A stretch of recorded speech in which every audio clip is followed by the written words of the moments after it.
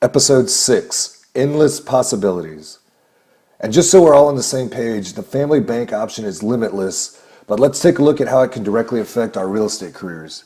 So for this, I'm going to assume that we all want to remain in the business for at least another 10 years. And to do that, we have to stay current and compliant with the National Association of Realtors, the State Association, in my case, that's Texas, and the local board of Realtors, for me, that's the San Antonio board. So plus, we also have to pay our quarterly MLS dues and keep current on our license via paying for continuing education courses and license renewal fees, all that kind of stuff. So in my area, this is around $1,500 a year, give or take. So in scenario one, this is the way most of us do it right now. Anyway, we make a commission and we use part of that commission to pay the fees, and we repeat this process as fees come due throughout the year. And this is pretty much the way that we all do it now. So let's look at that over the next 10 years in the business, right? So we're going to spend about $15,000 and we'll end up with zero in our bank account, but we have an active business, right? In scenario two, we make a commission, and instead of paying the fees directly to these associations and groups, we're going to pay these fees into our family bank. Then we take the money from our family bank and pay it to these associations as the fees become due. So we're going to do that all year long. Instead of paying directly from our normal bank, we're going to pay it from our family bank.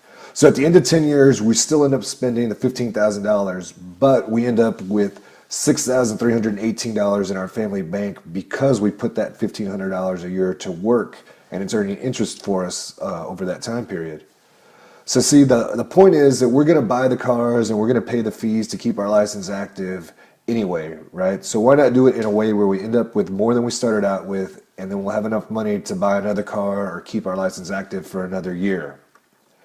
And really, if we play this out long enough, in about 12 years, we'll earn enough money just on the interest to pay for these business expenses. So imagine that, having zero out-of-pocket expenses, and then every dollar that we make is profit and just adds to our bottom line. So can you imagine what life would look like in 10 years on a day-to-day basis if we started doing this today? And if we really think about it, I'm sure we can get pretty creative with other ways to use our family bank, right? I mean, what if we did this to pay our taxes, or to put our kids through college, or to pay for our next vacation? Or even better, what if we did this to pay off our house and then showed our clients how they could do the same thing? I mean, do you think they would become, or we would become their realtor for life at that point, and then they'd want to tell their friends and family about us? I mean, I think so.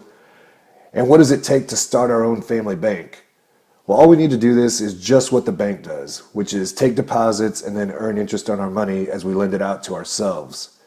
And all we need to do to set this up is to have a properly structured whole life insurance policy that we can make deposits into.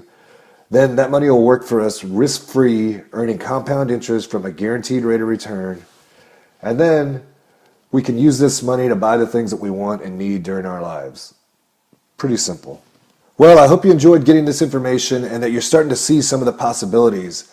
And I'd love to hear some feedback from you. What did you think? What did you like? What other questions do you have?